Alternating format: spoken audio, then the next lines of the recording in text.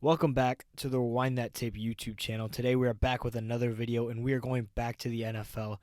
After being in college for a while, quarterback play has been extremely important in this year's NFL success. And more than ever, teams have been needing their quarterbacks in order to fulfill their demands as a team. There's a specific quarterback that has caught me and Cash's eye, and today we are going to take a look at him. Now, you might be thinking, you guys are going to be talking about CJ Stroud or Dak Prescott or one of these big names, but today we decided to do something a little different.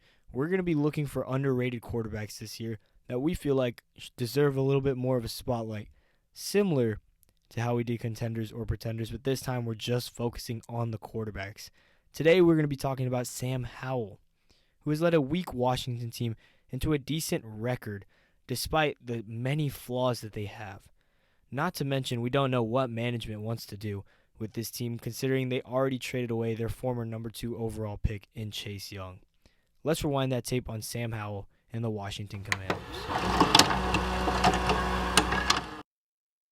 Let's get into some of the biggest positives from Sam Howell, what he's shown in his young career. First year as a full-time starter with Washington. I think my first takeaway from the former Tar Heel is just his ability to pass the ball and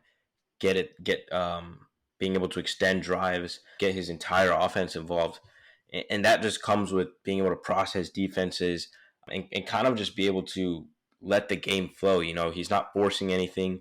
Obviously, Terry McLaurin is the first option there as a receiver, but, you know, there's games where he's only targeting him 2-3 times because you have that Jahan Dotson, you have that Curtis Samuel who are open. And, you know, Sam Howell's just finding the open guy and doing the simple things the right way, which I think is something that's really rare to see in such a young quarterback. But at the same time, I mean, this guy, he's showing to Washington what he's capable of, which kind of feeds into his passing yards. I mean, he's leading the league with 2,783 passing yards, being able to, and this is going up against some of the NFL's toughest defenses. I mean, you look at the Eagles, who are top 3 defense, Falcons, really underrated defense, the Bills. I mean, this guy, he's continuing to show week in and week out that, you know, he's not making these rookie type of mistakes. He's more, he just looks like a really mature quarterback, which is honestly the best thing that the Commanders could have hoped for, because you look at the quarterback play these guys have had. I mean, they've had Heineke, who was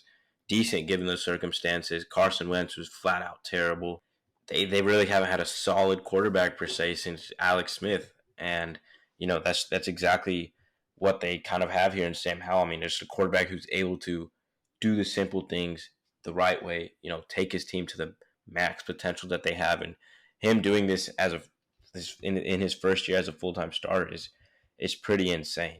And I put his greatness into perspective. I mean, you look at Bryce Young and Zach Wilson. I mean, these guys are two quarterbacks that are struggling to get 180, 200 passing yards a game. I mean, they just can't find an open guy. They don't know how to process a defense, and they make simple mistakes. They're making rookie mistakes, and give it. Bryce Young's a rookie, but I mean, as for Zach Wilson, I mean, it's just being repetitive. He's just not been able to get the job done. But I think for Sam Howell, you look at what he's able to do. His run game's not the strongest, but he's still able to put points up on the board. But I think, you know, this Washington team, they're talented offensively, led by McLaurin, Jahan Dotson, up-and-coming receiver.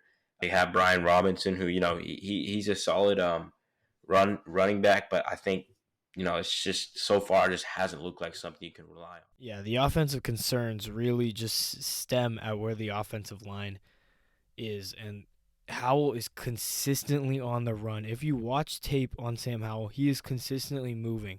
I mean, Cash alluded to it earlier, but he is close to breaking David Carr's sack record at 76. He's on pace for 80 right now. This offensive line has not helped such a young QB, and he's always trying to extend plays or make one himself. Let's rewind that tape real quick. Let's look at some plays from Sam Howell.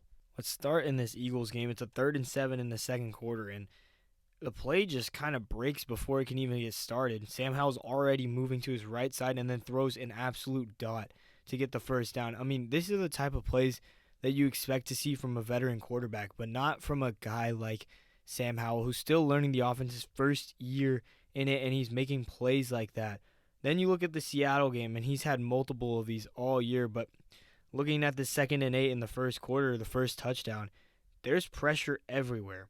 There's guys that are coming after him, and he somehow finds Brian Robinson, and it ends up being a perfect touchdown. I mean, you look at this view from where Sam Howell is, he's looking down the field, and he has 4 Seahawk defenders in pursuit of him. He's watching the linebackers to see if he can get them to bite, which he does, and then he finds a delivery route for Brian Robinson. He finds the point. He's looking at the first down marker. That's where he wants to throw the ball. He sees both the defenders collapse, and he makes the play.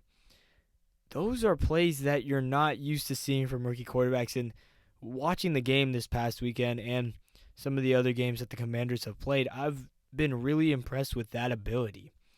Even when there's pressure, he's still looking down the field, going through his progressions, and not actually like his receiver progressions, but eyeing the defender down, making the smart plays.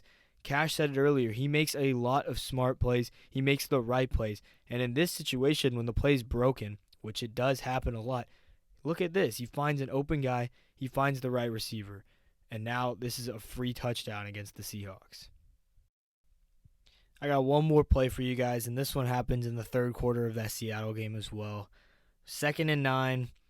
It's looking like a broken play again. As soon as he takes the snap, he's surrounded by pressure. He somehow finds a way to roll left, his non-throwing side, and then delivers a dot to Brian Robinson again, which I'm pretty sure this leads to another touchdown. And this may not seem like a huge play, but here, let's look at the breakdown. First of all, moving to his left side, he has to know that he's going to probably get taken out by this linebacker. He's looking ahead of the field. There's also a guy coming from his right side that he can't really see. He's moving to his left, which means he has to move his entire right shoulder back in order to get off a throw if he wants to throw down the field. That's a difficult throw. But Sam Howell, a little bit too smart for that. He knows that he's not going to be able to throw super deep. And then he sees Brian Robinson moving down the sideline and that linebacker looking at him. As soon as he sees that, he moves his arm back. The linebacker is way too slow to catch that.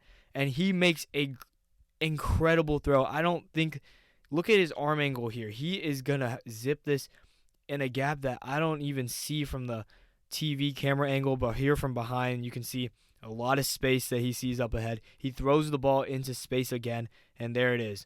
A free touchdown from Brian Robinson and for this offense. I mean, those are plays that you expect from veterans, but not from guys like Sam Howell, and that was so impressive when watching film on this guy and watching games with this guy. He doesn't just make the right plays, he makes the plays under pressure as well. And I know he's had mistakes during the year, and we're not saying he's a perfect guy by any means, but there's a lot of things to like about how he plays and the future of the Commanders. Kind of leads me to my next point, talking about what this Commander team has left in store for them the rest of the year, what Sam Howell has left in store for him the rest of the year. I think it's really, just seeing how he plays. I mean, he's been as consistent as you could hope for, but obviously limiting those turnovers, which for me, yes, they're an issue. I mean, he's thrown for 17 touchdowns and 9 interceptions, and 9 interceptions here through like 7 games isn't the greatest, but that O-line, it's just downright horrendous. I think he's been sacked like 47 times, which is honestly was one of the worst rates in history through not even half the season. And on top of that, he's just been forced to roll out of the pocket, which wasn't necessarily the main part of his game at North Carolina. He's kind of just had to adopt to that play style, and he's done a great job at it. So I think for the rest of this year, I mean, he's going to be facing some of the toughest defenses. You got the Cowboys, he's got the Jets, and he's also got the 49ers. So I think that looking at what he's going to be able to do against some of the NFL's toughest defenses is something that will be looked out for, but also not expecting a 350-yard, 4-touchdown game he just had against Philly. But that's the potential this guy has, just to be that consistent putting up those numbers. So I think, like I said, it's just going to be for the rest of the season will just be for Washington, feeling him out, getting to see what he's doing against a variety of defenses, against the weakest and against some of the strongest. But I think for them, I mean, they have their QB1. It's pretty clear. But this year is the playoff year, and I think that was quite indicative when they traded away Chase Young and Montez Sweat. With that being said, I think the main priority for the Commanders, seeing that how much pressure this guy's under, is upgrading that offensive line. Whether that's through the draft, free agency, that has to be the number one priority. They still have Jonathan Allen, and they still have Emmanuel Forbes, their cornerback, their rookie this year. So I think that this defense they kind of took a step back with their D line being traded away, but they're still pretty solid. But this offensive line, if Washington wants to get to that next step, take it to the next level, they have to upgrade their O line. Giving Sam Howell the protection, I mean, just imagine the numbers he'll be able to put up, the performances he'll be able to put up with that type of offensive line. So for me, I think that's the main priority for Washington. But as for the rest of the season, it's just continue to watch this kid ball out and see where it goes from there. Yeah, I completely agree. I mean, Washington will have to upgrade that offensive line in order to completely revamp and also upgrade Sam Howell at the same time. They are going to be working their way back from playoff contention, but it seems like they found the first piece, and quarterbacks have been an issue, and people are just starting to get excited, and rightfully so, about Sam Howell. Let's see what happens for the rest of the year. For now, that's all we got. Thank you guys so much for listening. Make sure to check out our podcast and our website, and we'll see you guys on the next one.